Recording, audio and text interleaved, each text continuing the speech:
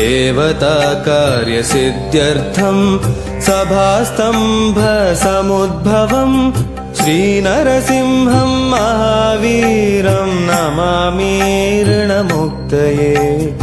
लक्ष्म्यालिङ्गितवामाङ्गं भक्तानां वरदायकम् श्रीनरसिंहं महावीरं नमामि ऋणमुक्तये।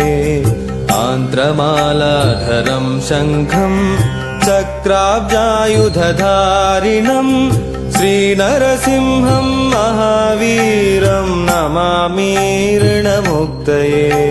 स्मरणात् सर्वपापघ्नं कद्रूजविषनाशनं श्रीनरसिंहं महावीरं नमामि ऋणमुक्तये।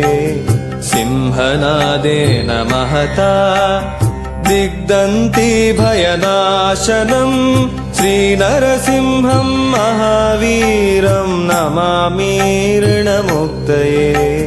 प्रह्लादवरदं श्रीशं दैत्येश्वरविदारणं श्रीनरसिंहं महावीरं नमामि ऋणमुक्तये।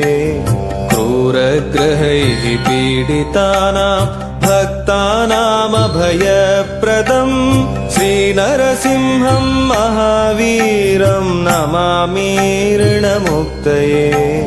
वेदवेदान्तयज्ञेशं ब्रह्मरुद्रादिवन्दितं श्रीनरसिंहं महावीरं नमामि ऋणमुक्तये। यद् पठते नित्यं ऋणविमोचनसंज्ञितम् अनृणी जायते सद्यो धनं शीघ्रमवाप्नुयात्।